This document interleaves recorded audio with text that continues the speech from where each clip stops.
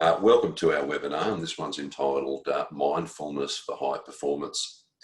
Look, sometimes when we review your clients' files, we're focusing on the numbers and we're focusing on the financial side of things, and they're really, really important. But what we see regularly is the personal issues that clients are experiencing from financial difficulty. The disappointment, the feeling of being a failure, the mental issues and the marital issues that come out of that, the fear and the intrepidation of the future are all, just such important factors that people are experiencing when they enter financial difficulty. There are real people behind these numbers that we look at, and it's their well-being that we're talking about. Even more evident is what we're experiencing in this current COVID-19. It's not only affecting our clients, but it's also affecting our referrers and our staff. At Jonge, we specialise in helping clients who are facing financial distress. Now, during the past 15 years that we've been operating, we have clearly seen this emotional and mental impact that these situations have on our clients. Now, accountants, lawyers, and other financial advisors often face high-pressure situations themselves, meeting deadlines, court dates, or having to have a difficult conversation with a client. It's really important for you to look after your own mental health and well-being and stay focused to prevent burnout. Our guest speaker today, high-performance coach, Melo Calarco, sorry, Melo. I'll get you to touch up on that. Will help you gain the knowledge and tools to help you manage that stress better. Be more engaged and operate the best every day. Melo will also share some great self-care habits and some positive mindset strategies to help us all stay more motivated and more energised. Over to you, Melo. Thank you. Exactly. So, good try for the pronunciation. It's a tricky one, I know, Hank. It's Calarco. So Melo Calarco, and often people laugh when I say, "Hi, I'm Melo, the meditation teacher," or Melo, the mindfulness teacher. With a name like Melo, it's always a funny one. But yes, I've been doing this for many years and love to share it. And as Hank said, basically that. The mental health, the mental well-being of this particular, COVID situation, especially, I've been monitoring quite closely. And, initially there was a lot of fear and uncertainty and anxiety, but it was fueled a little bit with excitement because it was something new. So there was a lot of excitement and adrenaline going through. And then I noticed over time with the clients that I worked with that there's a lot of depression and isolation, and also mixed with a bit of uncertainty. But now, 6 or 8 months later, or here in Victoria anyway, we're really feeling fatigued and tired about it all. So today is all about really giving you some tools and techniques to improve your well-being, some self-care tips, to introduce mindfulness as a concept, and I'll talk about it through the slides here. But the first thing I'll ask you to do is just give yourself permission to be here for the next hour or so, to really be present. So if you could just please turn off all your buzzers and beepers and notifications and your emails and all those sort of things, just to really give yourself permission to be present, because you'll get the most out of the session. And in a moment, I'm going to share some slides and just talk about the concepts and things along the way. When I'm in the slide, just bear in mind that I cannot see the chat box, but if you have any questions, feel free to write in the chat box and we can respond to them when I pop back out again. So it'll be a bit of popping in and out so we can get some discussion along the way too. So just know that this is a screen. I know it's like a TV screen, but I'm a real person and you can ask me real questions and things along the way. It's not just a sit and listen type seminar. This is interactive as much as possible. So I'm not a TV, I'm a real person. So feel free to share questions along the way and interact, and I will invite that along the way. So thank you for joining. I'll share the screen here in a moment. And if everybody's on mute, looks like you are already, very attentive and good crew here. I'll share the screen and jump into the slides here. There we go, beautiful. So yeah, as you see in Melo, well, there's my name spelt out there for you, easier to read there. And there's my website if anybody wants to have a look later on in any way. And I'll just share here. What we're going to do today is talk about what I've been doing a lot lately with a lot of the companies is self-care, like really coming back to self-care. You know, 101. I do a lot of work in financial institutions. I do a lot of work actually coaching a lot of surgeons right now at the moment, coaching a lot of high-profile sort of people and high achievers, and I have noticed that their self-care habits have been reduced in this situation, but just in general over time. So we're going to talk about that and implement some of that. We're going to talk about managing stress and burnout. And burnout's a big thing. In the coaching work that I've done for the last 25 plus years, I've never seen so much burnout. So many calls, people are calling me saying, Melo, I'm really struggling right now. And I'm talking CEOs, executives, directors of companies that normally wouldn't reach out to me, but now they're really feeling it. So I'm going to talk about that through the session. And then, of course, introduce mindfulness as a tool for high performance. So just make sure you're on mute, please, if you don't mind, unless there was a question there. And speaking of questions, I'm going to open up Q&A. Hopefully I'll leave about 5 or 10 minutes towards the end of the session, but I get really passionate and really fired up through the session. I have a tendency to talk a lot. But throughout the session, feel free to pop any questions in the chat box. Elise can help me out in the back end and let me know when I'm in presentation mode. But like I said, I'll pop out and I'll stop presenting for a while and I'll check the chat box there and have some questions. So feel free to ask questions along the way, please. That's the best way to get the most out of this session. And just a real quick 30-second version of my background, and Henk already mentioned me already, but normally in the real world, I'm often out running seminars in many workplaces. At the moment, it's all from this particular room right here I'm in right now. And I was just mentioning before that over the last month or so, I've probably spoken to around 10,000 people. So sharing mindfulness, sharing high performance tips, sharing how to manage stress, how to be more productive, how to maximize workflow, and a whole lot of tools that I do. And I absolutely love what I do. And I love sharing it with the many companies that I work with. And here's just some of the companies that I work with. You may recognize some. I wouldn't have a screen actually big enough to share some of these, but you may recognize some along the way. And a lot of these initially were a little bit skeptical about mindfulness and meditation and all these sort of things. And over time, I run 6-week programs or half-day programs or lunch and learn type sessions, and they really recognize the importance of mindfulness. And in fact, 44% of Fortune 500 companies are now taking on mindfulness as a practice, and even more so over the last, I think that statistic is actually going to raise a lot over the last few months, realizing that mindfulness is a great tool to really improve performance, to be the best you can, to engage with your team, and to build resilience and things like that. So we'll talk about that in the second part of the session, of what mindfulness is and how to implement it. So again, I love what I do and I love sharing, and thank you for having me here today to share my passion and mission on mindfulness. And we're going to talk about stress, obviously, because stress is a real thing, and stress is something that is much more prevalent even now. But here's a dictionary definition of stress: a psychological and or physical stimulus to the body that occurs whenever we must adapt to changing conditions. A big one right now: changing conditions, whether those conditions be real or perceived, positive or negative. So often when people think of stress, they often think of distress, actually negative stress. But changing conditions is one thing that I've noticed now. People are spending a lot of time with this uncertainty, not sure what's going on, not sure if they've got a job in the next year or next month and things like that. So it is a very challenging time now, and stress is real.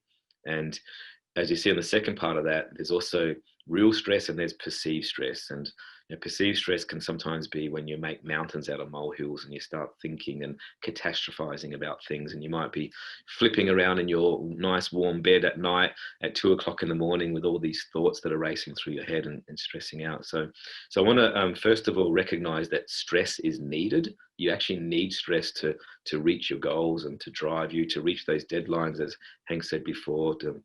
In this demanding world that we're working in, we need stress to drive and motivate us, but there's a certain amount of stress. And there's also what's called eustress. I'm not sure if you're familiar with the term of eustress. This is when you perceive a stressful or challenging situation as an opportunity that will lead to a good outcome. So some people actually thrive on change and are good at pivoting and changing. And I personally do. I love changing. I love reinventing myself and doing new things. I actually like that. It actually drives me and motivates me. So in today's session, we're going to recognize stress, but also reframe stress. And it's not the stress itself, it's actually your reaction to it. That's what we need to understand along the way. And in terms of performance, like we said, we need a degree of stress. Like, as you see in this diagram here, that if you don't have any stress, you're being lame, you're inactive and bored. That'll be someone like, let's say, a uni student that's, got an exam coming up in a couple of months. They're not too stressed, are they? So they don't do anything towards that exam. They don't do any studies.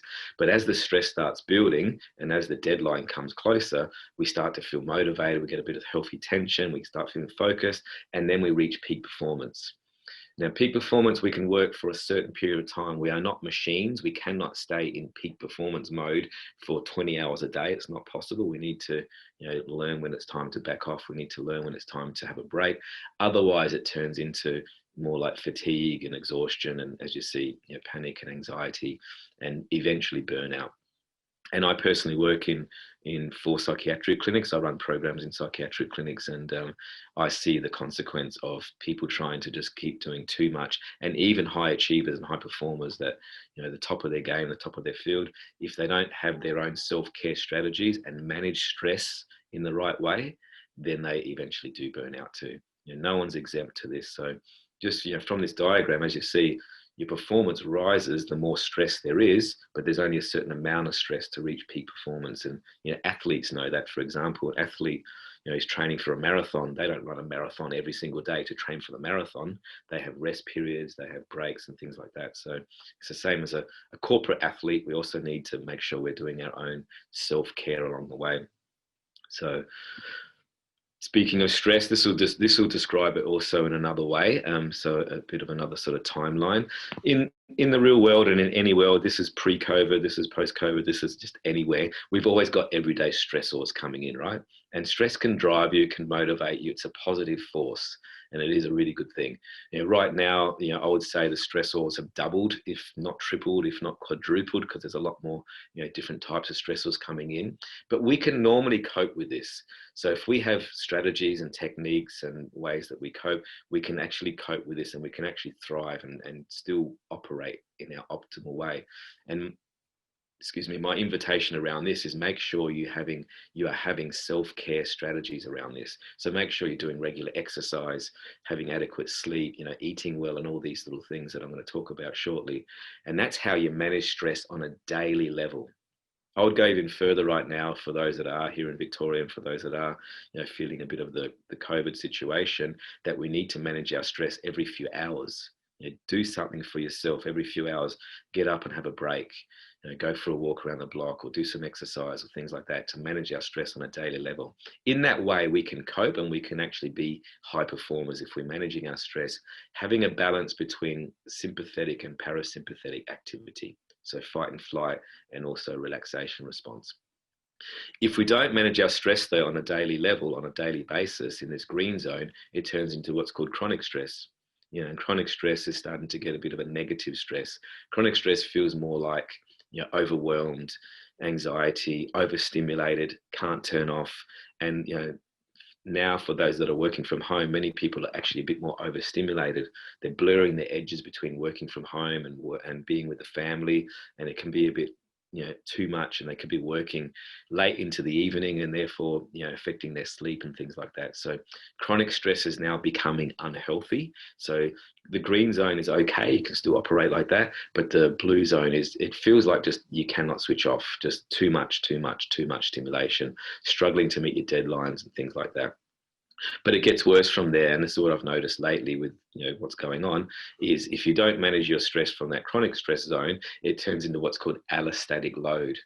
Now, allostatic load is more like it's starting to turn into fatigue, like you saw in that last diagram. You're starting to feel tired, starting to feel a bit burnt out. You don't have the mental energy or capacity. You're getting that mental fog, and normal things that you could normally cope with are starting to be difficult. And basically, allostatic load means constant wear and tear on the body and mind, and we're not getting those renewal factors going. So we're starting to feel a bit more tired in that orange zone. So I'm meeting a lot more people in this orange zone right now, especially in Victoria. People are over it, people are tired, people are fatigued. And then that ultimately leads to the red zone, which is burnout. And I'm doing a lot of work with burnout right now. So, if we're not managing our stress on a daily level, turning into chronic stress, turning into that orange zone, and then it turns into that, and that leads to poor mental health. And mental health is a real factor right now. Either for yourself or the people around you, I'm sure you recognize that there is somebody suffering from mental health right now, and it's a big consequence. And like I said, I do a lot of work in this space, and really noticing those that have a propensity to depression or anxiety or other things. Now's the time that they'll feel it. And by the way, going back to the blue zone there, sorry, that word overwhelm that I mentioned before, if you hear the word overwhelm in the workplace, it usually is a sign that people aren't coping. It's usually a bit of an orange flag or a red flag that they aren't coping. And I do ask the patients in the mental health clinics, I say, what happened? What led you to here? And how did you get here after I built some rapport? And many of them say, I was just overwhelmed. It was just too much. I couldn't take it anymore. So they admit themselves. So what I want you to do here, just for your own experiment or for your own exercise, is just sort of ask yourself, where are you right now? Do you feel like you're in the green zone? Managing your stress on a daily level, thriving with your high performance, thriving under pressure, making sure you're doing all those self-care things, which we're going to talk about in a moment. Do you feel you're in the green, or do you feel like you might be in that overstimulated, overwhelmed state, or maybe even nudging into the orange and the red zones? So just ask yourself that question, because if you're heading into the orange and red, it's a lot more work to come back to functional. And really, to put it really simple, the green and the blue zone is more like too much. It's like overwhelmed, too much, overstimulated. And the red and the orange zone is more like, I've got nothing left. I'm just exhausted. I'm tired. So it's a lot more work to rebuild yourself there. So just ask yourself that question. It's a good way to look at it. And I don't want to be the doomsday messenger here, but the good news is if we manage our stress on a daily level in the green zone, we can actually thrive and be high performers and do a lot of work in this space. And related to COVID situation, and I know we're all in different states and all in different situations, and Brisbane versus Sydney versus Victoria, we're all in different ways, but definitely the COVID situation has affected many people's mental health. 3/4 of people claim their mental health has worsened since COVID, and like I said, you may know people, you may have suffered yourself a little bit. Just being aware that I don't want to underplay that, like it is a real thing and it is a real factor. But I want to give you the good news. I want to give you some ways to actually manage stress, and that's what this is all about. This is a session to talk about this. So we're going to go back to like fundamentals here, self-care 101, and really managing your physical energy and your mental energy. And if your physical energy is not good, then your mental energy is not good either. So we're going to bring it right back to basics here and really understand this and remind you in some ways. And I know some of you are going to say, oh my God, Melo, this is so basic. This is just very basic information. It's common sense. Yes, I agree. It's common sense, but common sense isn't always common practice. And especially right now, this might be a reminder for you. And I'm going to ask you to do a little exercise around this. So before we go on, I'm going to ask you just to get a piece of paper and just write on the top of the piece of paper. You could do this on your iPad. You could do it on anything. Mental and physical. So mental and physical. And then just make a little grid, draw a line down the middle and 2 other lines here. Really simple exercise. I'm going to workshop this little part here so we can actually take home some things here. So piece of paper and a pen, and pop that down there. I'll give you a minute to do that. And we're going to go through these one by one and just put a couple little bullet points in each. Really simple exercise, but really effective. So hopefully you've got that, physical and mental, and 1, 2, 3, 4, 5, 6. And I'll go through these one by one. And like I said, this is common sense in many ways, so I'm not going to teach it. I'm just going to remind you and maybe give you some little tips to help you out. So on the physical side, we're going to start working on the physical side. The number one thing to do is making sure you're having regular exercise, regular activity. And ask yourself right now, what am I doing every day for my health, for my exercise, for my activity, whether that's a half an hour walk, whether that's a walk with the dog, whether that's a run, whether that's going to the gym if you can. Here in Victoria, we can't go to gyms just yet, whether it's going for a swim or a bike ride or whatever it is, making sure you're doing something. So I'm going to ask you to write down in that square 2 or 3 things that you could do on a daily basis for exercise. And as we know, there's so much research around exercise being one of the #1 things for mental health. So exercise. 1, 2, or 3 things, just a couple of bullet points. What could you personally do? Not something that someone else could do. What could you personally do? I personally have a morning walk every single morning, and then I do exercise in the late afternoon. So that's my thing that I do. But whatever it is that you can do, if it's gym work and you need to do it online, or some sort of yoga class or Pilates or whatever it is, please write that. So write down 2 or 3 things there. The next one is nutrition. Again, I'm not going to teach nutrition because I'm sure you know what good and bad is, but I'm just going to ask you to, how can you improve your nutrition right now? How can you do something to optimize your performance through healthy nutrition? And eating for the brain is a very important thing, because the brain doesn't store glucose, so we need to eat certain foods to fire it up so we can actually have that brain power and capacity. So healthy nuts, with omega-3s, healthy fruits and snacks, and healthy meals along the way. But with this one, what could you do to improve your nutrition? It might be something as simple as having a healthy breakfast. It might be stopping and eating your lunch away from the computer. It's a great thing to do, because research says if you eat in front of the computer, you get hungry 20 minutes later, because your brain hasn't processed that you've eaten, and then you actually crave carbohydrate, something sweet, to get that reward factor. So it could be something as simple as that. And especially if you are working from home, great thing is to have a break and go eat away from the computer. It could be something like make a healthy smoothie, or it could be something like regular meal frequencies. It could be something like making sure you're having more healthy snacks instead of grazing on sugar and other things along the way. So I'll let you write 2 or 3 of them, 2 or 3 things that you could improve. And then last but not least, probably one of the most important on this physical energy side, is making sure you're having adequate sleep, making sure you're getting your 8 hours of sleep, and making sure that you're hopefully sleeping all the way through. And how to do that, basically, easier said than done, I know, but is to make sure you're having healthy sleep rituals. So making sure you're winding down at a certain time. So making sure you have around about 2 hours or so of wind down time, where you're not checking your emails or your iPad or your iPhone or anything like that late into the night, because that puts you in that stimulated state. And then when you go to bed at night, chances are you can't sleep. So, and right now, for people that are working from home, like I said, the edges are blurred a little bit on, am I working? Am I not working? And it's easy to check your emails at 10 o'clock at night. And I've even heard of some people taking their laptop to bed and working, up into the evening, but then they go to bed and they're overstimulated and they're thinking, and then it's hard to sleep. So, some tips around this that you could write would be making sure you're having a wind down time, making sure you turn off all your things at a certain time. Maybe you could have a cup of herbal tea, a sleepy time type tea, or you could burn some incense or whatever it is that signals to you it's time to wind down. And that way there, when you go to bed, you'll have a better sleep. It could be a meditation before bed. It could be anything like that. It could be a hot bath. But please write down 2 or 3 things that you could help with that sleep, because sleep is #1. If you can't sleep, then you definitely won't have the mental capacity the next day. And that's cumulative, which leads to that orange zone and that burnout zone that we're talking about. So please write down all those there. And then we're going to jump onto the mental side. And I find this one very important right now, because definitely for those that are working from home, is making sure you're taking regular renewal breaks. And going back to that peak performance slide, we cannot operate at peak performance 8, 10 hours a day.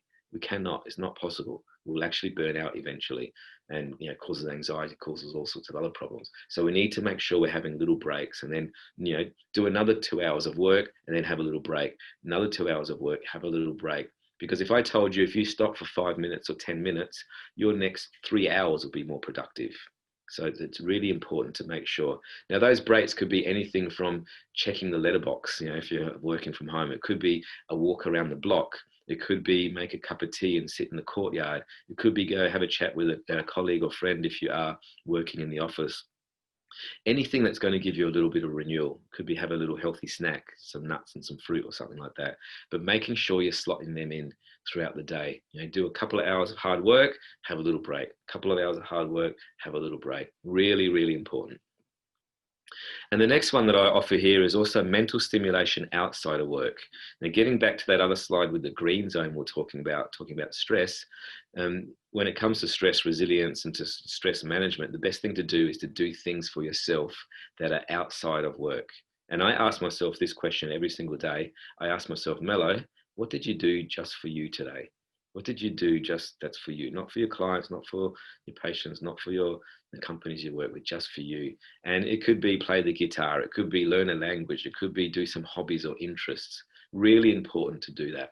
So it takes you out of that stress mode. And research says that we are the most happiest when we are doing things that we love doing, and when we are present in what we're doing, which is basically mindfulness. So trying to get that incorporated in there. So you could write down 2 or 3 things, maybe some things that you've forgotten because you're too busy in your life to enjoy, or trying to schedule them into your lifestyle. And last but not least, which is what I'm all about here, and mindfulness is one of my main modalities that I work with, and especially with CEOs and executives and directors that I work with, I teach them mindfulness techniques and meditation techniques. And please let go of the preconception that meditation has to be eyes closed and chanting and incense and all those sort of things. Please let go of that, please, if you haven't already. And meditation can just be stopping and following your breath for a moment to deactivate the stress response and be more present. So my invitation in this is, whether it's a 2-minute meditation, whether it's a 5-minute meditation, whether it's even just some downtime. So if meditation is not your thing, if it's just downtime where you stop and you get out of that beta mode of thinking, which is planning, problem solving, decision making, and just stop and just breathe, or just go out for a walk with no telephone, no podcasts or anything, and get some downtime. Because we are not machines. We cannot keep going nonstop. There is a consequence to that, and the consequence is burnout, and it really is. And there's so much great research around meditation, which I'll talk about later in the session. So by now, hopefully you've got a fairly full sheet of little bullet points going on your sheet there. Even if it's 2 or 3 of each, it doesn't really matter, but we're not going to action all of these today. All I'm going to do is ask you to choose one. Now choose one that you could improve. Like, for example, if you feel that your nutrition is okay, don't choose that one. If you feel that your exercise is okay, don't choose that one. What could you do to improve your self-care? I want you to just choose one, only one, and I want you to highlight that, write it down, get your marker, whatever it is, you highlight it and highlight it, because this is going to be your not negotiable. You're not negotiable for the next 7 days or 21 days or whatever it is to create a habit around this. And for example, my not negotiable is my walk in the morning. I do a morning walk every single morning, quite early in the morning. And then I do my meditation straight after that. That's my not negotiable self-care. And then I actually have a healthy breakfast after that. So I have 3 things that I've done before the work day's even started that are 3 wins for me. And it puts me in the right frame of mind for work before I get hijacked by the business of the day. So hopefully you've all written one down, you've highlighted it, one that will give you an improvement in life and self-care, because this is basically managing your stress on a daily basis, going back to that slide with the green zone, blue zone, orange zone, and red zone. Now, to make it more actionable and more exciting, and I'm going to ask you all, if you don't mind, to write your one non-negotiable in the chat box. In the chat box. I'm going to pop out of the chat box. You know why I'm doing this? Because research says that if you write down and if you tell somebody else about it, you are 25% more likely to do it. And you could even go one step further on this exercise and find a buddy. You might see someone on the call here today, or you might know someone that's going to be your buddy to say, hey, can you make sure that I'm doing my walk every day? Can you make sure that I'm doing my exercise or my things every day? Make sure. So you could also go one step further. But I'm going to stop sharing right now. I'm going to jump into the chat box, and I see there's around 60 odd people on this chat here. So I'm expecting some answers to be already flying into the chat box, please. It looks like there's some things going on. Exercise, yeah, good to see, fantastic. So as we can see, and some of you might know these people on here. So Rebecca's already committed to a daily walk. Kate's saying she's going to work on her sleep routines. Helen said daily exercise. Mm. Amy said more mental stimulation outside of work, maybe some sewing. Great idea. So great. Just keep them coming in. Keep them coming in. 2-minute meditation. Well done, Lawrence. Really good. I'll give you some tools for that at the end of the session too. Excellent, Tara. And she's going to do a gratitude journal. So if you know these people that are on here, you know what? You can say, hey, I've got your back and I'm going to check on you. I'm going to make sure that Glenn's doing his 10,000 steps every day. I'm going to ring him up or text him or something like that, because it's a really good way not only to make them accountable for this action, but just a little check-in for their well-being. And Michael said he's going to at least do an hour of wind down before sleep. So powerful. A big thing that I could suggest on that is don't take your telephone to bed. Just don't take it to bed, because chances are in the morning you check your emails and you check things and you wake up in this reactive way.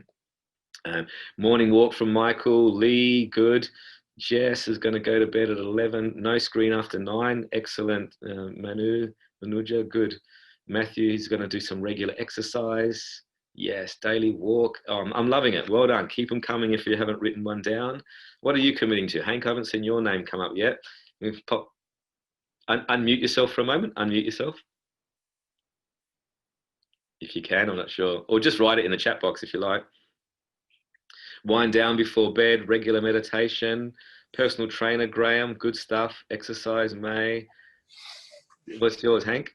Melo, I'm going to commit to renewal breaks during the day, because I think that's, I tend to sit at my desk and just power on without stopping.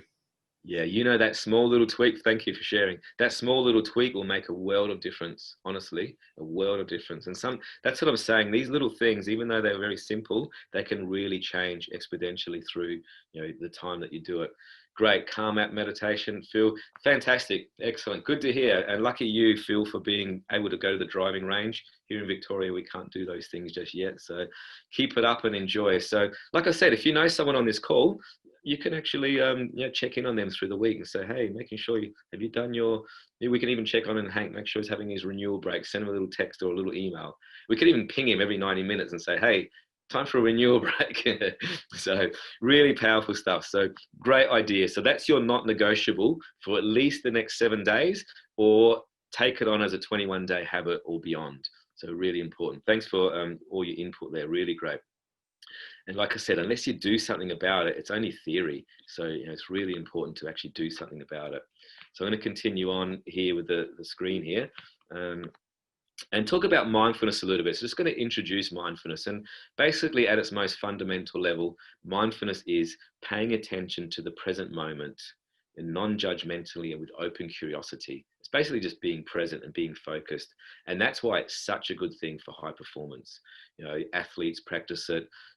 For example, Roger Federer, on the court, he's a great, person. He can remain cucumber cool under high pressure, no problem. He's not stressed out, so he's practicing this. Many athletes practice it. Many high-performing teams practice it. And like I said before, many companies are practicing it. And it's a great practice to take on right now. And I love what Harvard Business Review say. They say that mindfulness should no longer be considered a nice to have. It's a must have. It really is. It's not a luxury. It's a must have. If you want to be one of the highest performing teams, mindfulness is one of the best ways to actually take this on, to be more present, to be more focused, to be more engaged, and to improve your performance. So I'll introduce it today as a concept, and it really is a great one. And I'll introduce also, we talked about stress and how it affects the body and how it affects the burnout stage, but I also think this is an important slide to understand and how it affects the brain. So if you are a high performer and if you are working long hours and and I'm sure you are in the professions that you're in, by the sounds of it, we actually need to be really operating from the front part of our brain, our prefrontal cortex. And that's basically part of our brain which is all about problem solving, planning, decision making, emotional regulation, all those executive functions that you need at work. Think about all the things that you do in your day, how many times you have to make a decision, problem solve, and all those things.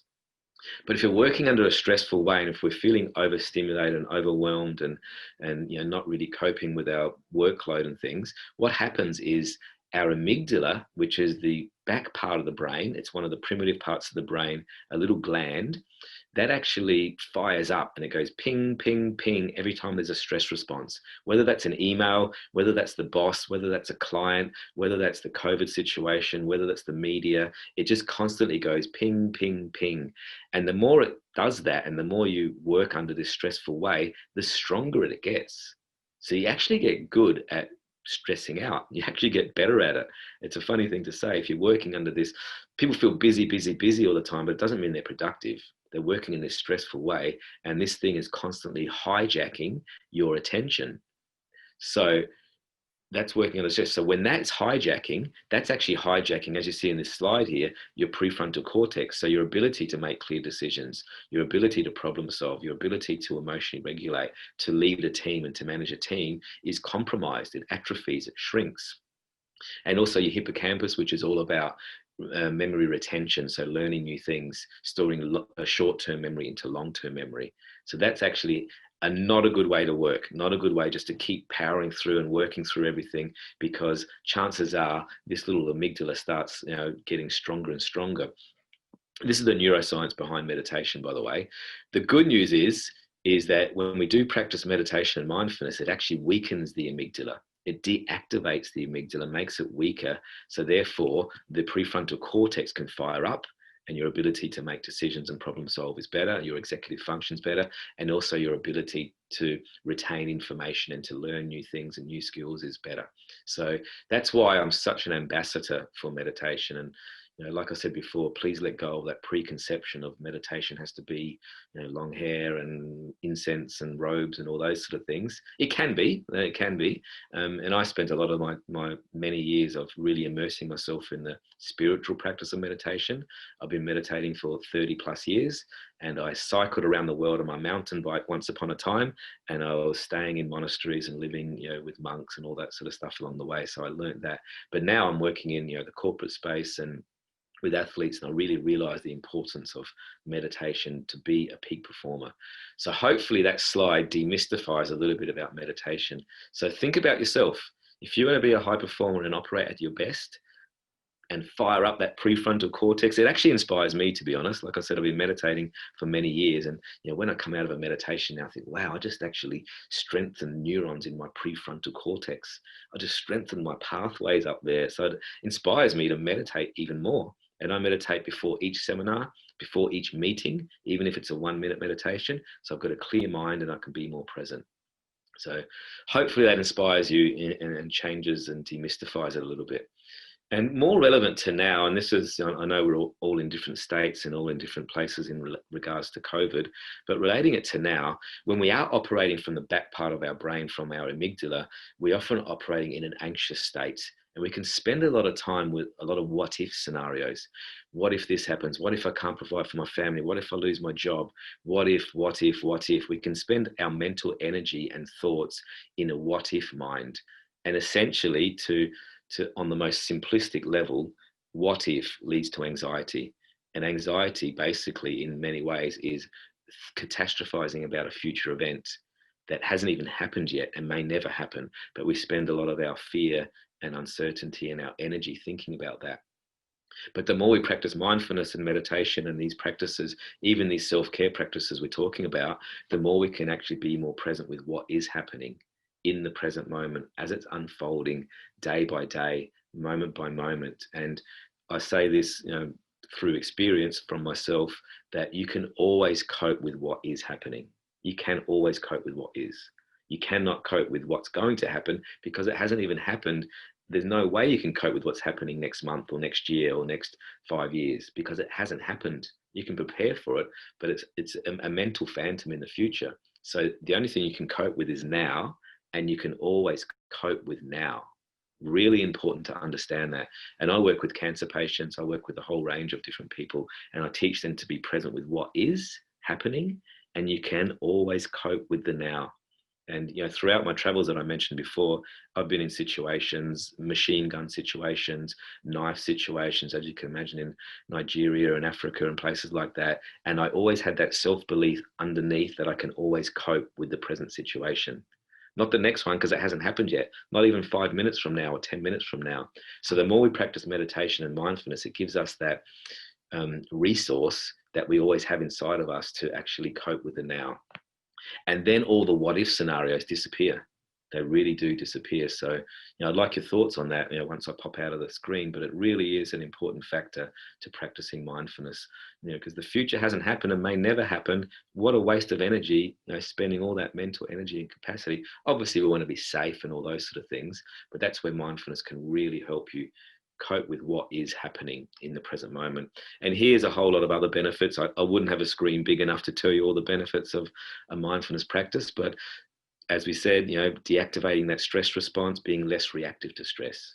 We need stress, but we don't need to be reactive to it. What stresses one person out may not stress another person out. And the more we practice mindfulness and meditation and these self-care tips, we can be less reactive to stress. Managing overwhelm, anxiety, and like I said before, overwhelm is a predecessor to anxiety and normally a sign that you're not coping. And the more we practice mindfulness, we can cope with that. And definitely for performance, that's what this is all about, improving your performance on every level, like really being present and staying focused. I do whole workshops just on this, where I'm talking about how to maximize your workflow, how to stay present in those things, how to be more proactive instead of reactive, how to be more in the moment and work through your task by task. So that's where mindfulness is a great tool for that. I do whole masterclasses just on that subject. And then obviously a byproduct of this is improving your immune function and well-being for the long term. If you want to be a high performer for a long term, there is a price to pay if you don't look after yourself and do these self-care things. And that's where meditation can really help you right down to a cellular level of your body. There's amazing research coming out now that it actually even can change the expression of your genes on a molecular level. It's amazing stuff. And of course, increase your mental focus and clarity. So when you are in a meeting or when you are on a task, you're fully present and fully working with that. And one of the best byproducts that I think from practicing meditation is improving your sleep patterns. And a lot of my clients say to me, even after 1 or 2 sessions, they say, "Oh my God, Melo, I had the best night's sleep ever. This is the first time I slept like 8 hours, or the best sleep I've had for decades." Because when we practice meditation, especially through the day or before bed, we deactivate the stress response and we do a little download. We process our information and data. So when you go to bed at night, you've already done that and you've got a clear mind. So it's a really good byproduct that I see. And like I said, I could put up another 12 points, but really, great benefits to it. But it's all in the practice. It's one thing to talk about it. It's one thing to read the book. I've got some great books on mindfulness behind me, but unless you do the practice, you don't get the benefit.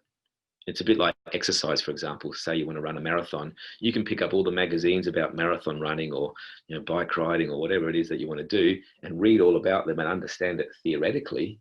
But unless you do the exercise, you're not going to get the benefit.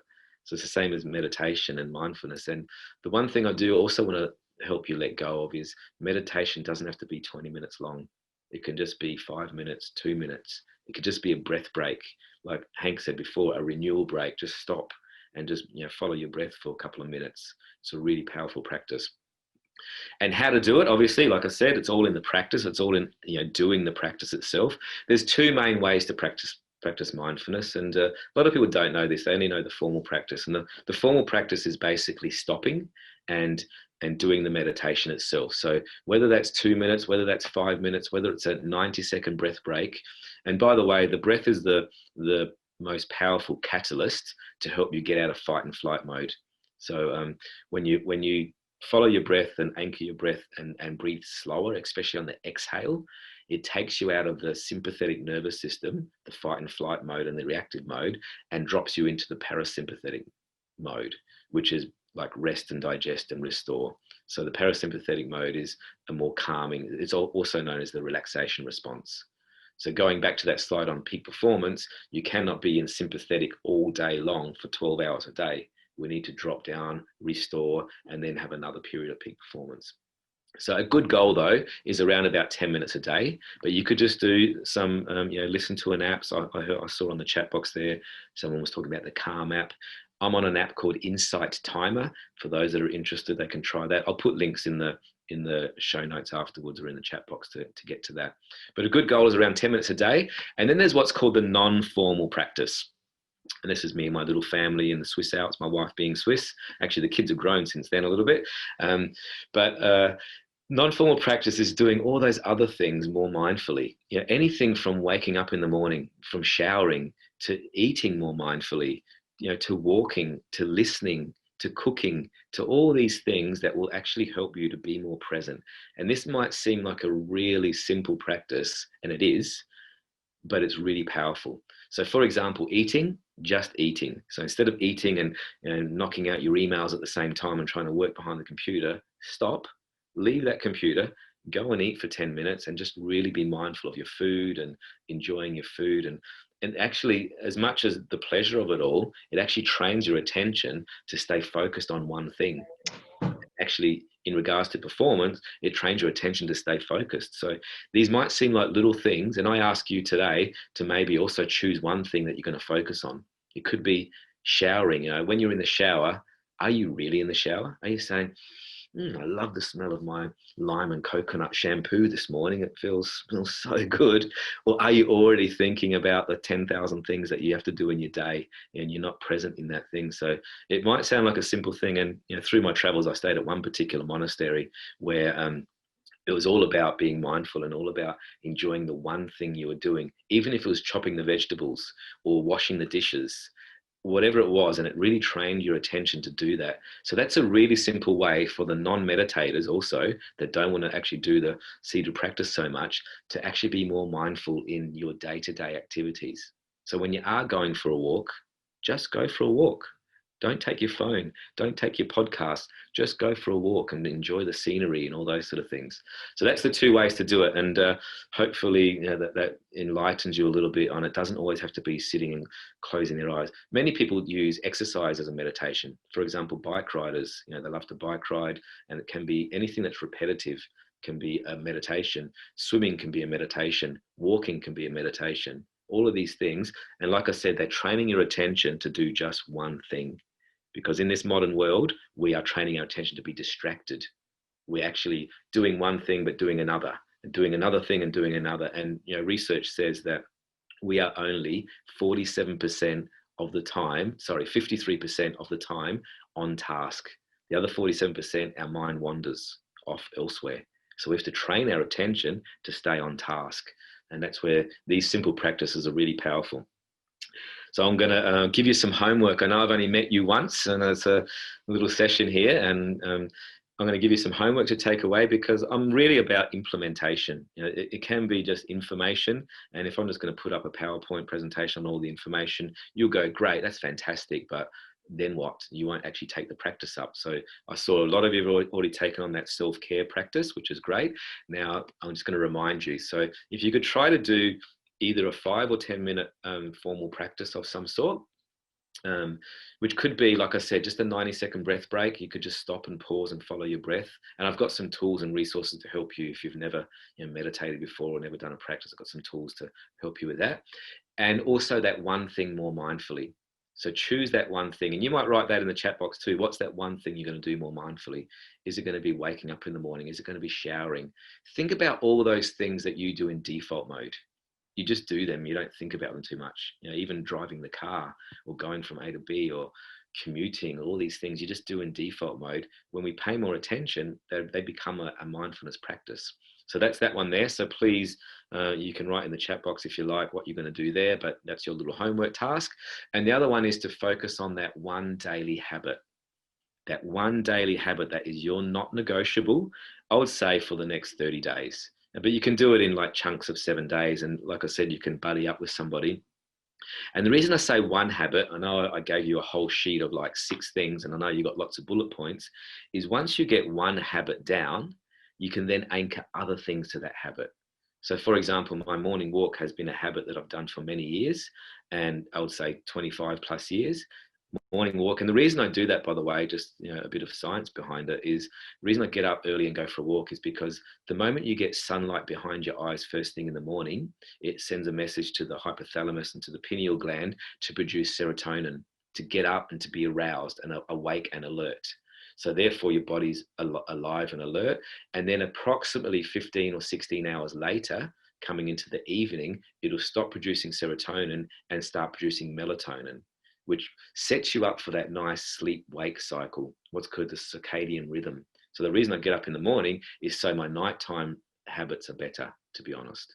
So I started that morning practice of walking, and now that was one thing. I got that one down right, and it became not negotiable. And then I anchored my meditation straight after that, because, okay, I was already walking every morning. I'd do my meditation after that. And then because I was up already and meditating, then I'd have my healthy breakfast. So 3 wins before the day's even started. And that's why I say take one of these away and do that, and then action them on top of that.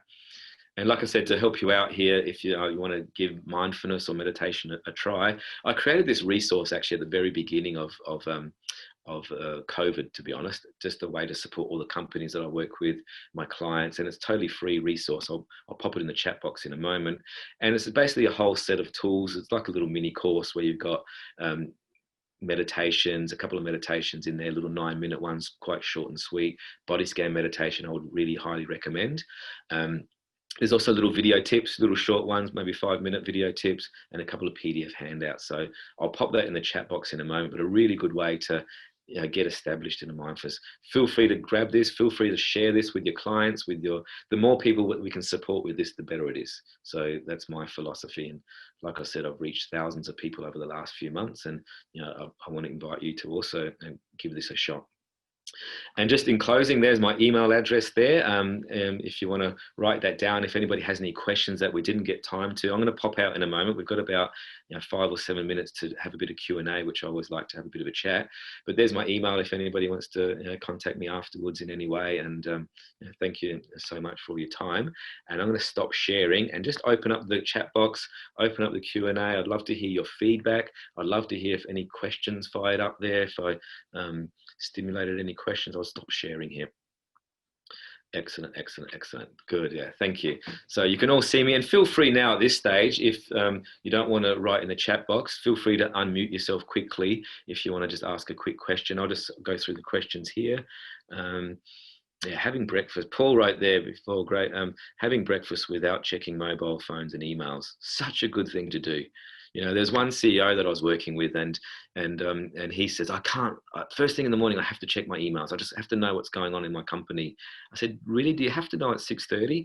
So it was a weaning process. It took about 3 months to do so, but now he thanks me endlessly. He says, Melo, it's like having a 2-hour holiday every single morning. I get up, I walk the dog, I do my exercise, I don't check my emails, my mind is clear. And then when I get to work at 9-ish or whatever it is, then I check my emails. So it's a really good habit there. Michael says, I've been running and cycling for years as a break.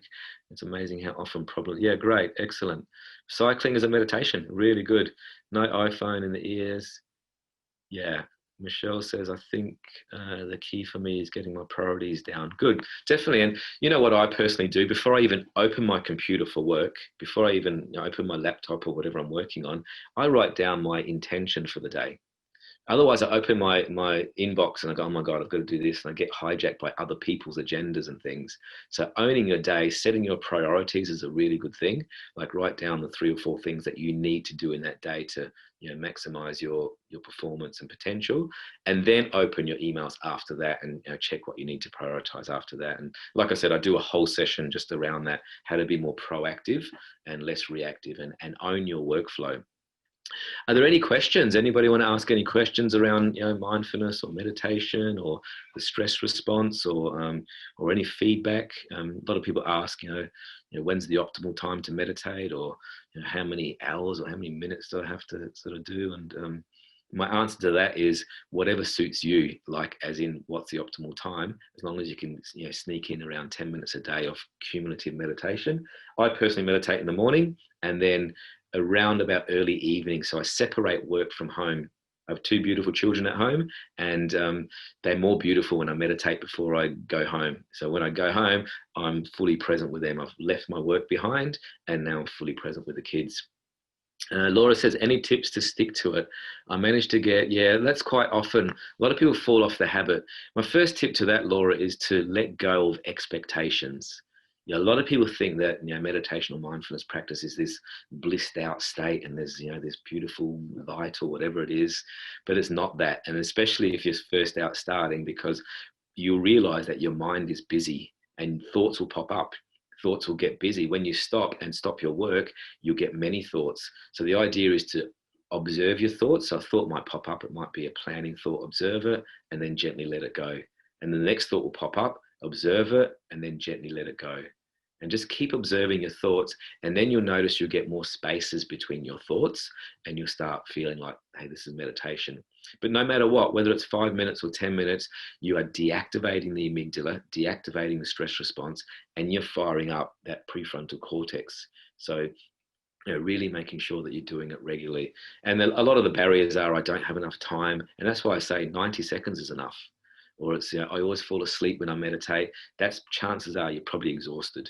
And that's a sign that you may need to do some of those self-care habits a little bit. Most people do, actually. In some of the corporate seminars that I run, I get snoring in the back corner. People fall asleep, which is probably a sign that they associate deep breathing with sleep, and they fall asleep.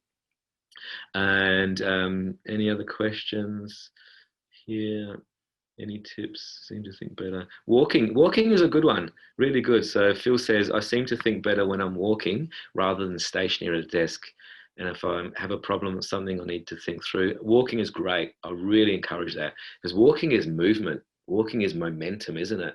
And to be honest, I do a lot of my coaching, especially with males, walk and talk sessions.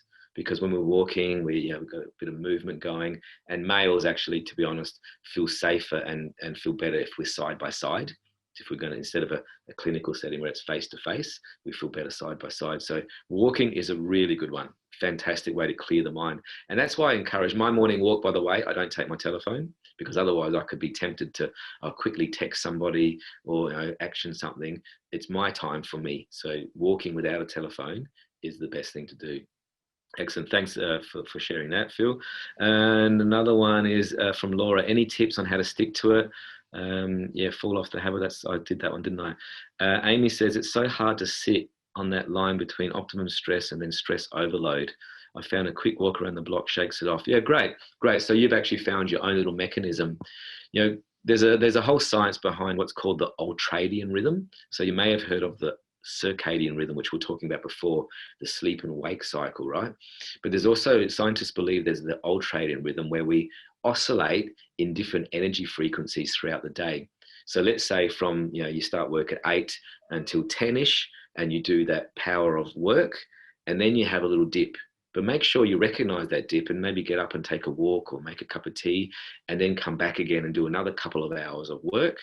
And then, like Hank said before, a little renewal break, maybe go get a snack, or maybe go check the letterbox or something. Anything that's going to disrupt your peak, your getting tired from stress. So your peak performance has a window of time. A sprinter can't sprint forever. They have a certain amount of time they can do that endurance. Same as us, we only have so much endurance. So the ultradian rhythm talks about oscillating frequencies. So having a little break, next peak. Having a little break, next peak. So great. Thanks for sharing that, Amy. Any other questions? We're right on 11 o'clock, and I'm aware that you probably have to jump into another meeting and things. But I thank you. Actually, I'll write in the chat box while I remember the resource that I mentioned. Oh, no, I don't have it here on hand. What I'll do is I'll share it with Elise there, and she can actually share it with everybody via email as a follow-up, if that's okay. And that way there, you can all get access to that and get a little shot of trying it out there. Oh, there you go. Ahead of the time there, Michelle. Thank you. Well done. Wow, how'd you get hands on that? You're pretty sharp crew there. You might be from someone I might have worked with before, potentially. Google. Oh, wow. Yeah, good. So excellent. So that's there already. So you copy and paste that, pop it in there, and get started straight away. But I really want to thank you, Hank, and thank you, Elise, for letting me share my passion and knowledge and wisdom on mindfulness, and hopefully supporting you along the way. And thank you all for attending. I know it's an hour out of your time, and it is a valuable hour in this fast pace we're working with. I'm going to leave you with one thought, and then I'm going to pass you over to Hank. Is be mindful of the first thing you do when you leave this session. Be mindful of are you going to jump straight back into your inbox and say, oh my God, I missed 20 emails, I'm going to check them? Or am I going to be mindful and really concentrate on what I need to work on and be more mindful of that? It's a really good invitation. A lot of people go to these sessions and they just go back and do their same thing again. So be mindful of that. But thank you all for attending. Thank you, Hank. I'll pass it over to you to close off. Thanks, Melo. And I think that was a terrific session. I really personally got quite a few tips from it. So thanks very much for joining us today. Thanks to all our referrers who joined today. It's wonderful to have you all on attending our webinars. I think as a firm, we'll be putting together some more webinars with quality speakers like Melo that can help us in dealing with our clients and help us in giving a better service offering to our clients. So thanks everyone for attending. Thank you, Melo, and we look forward to seeing everyone at our next webinar, which will be next month.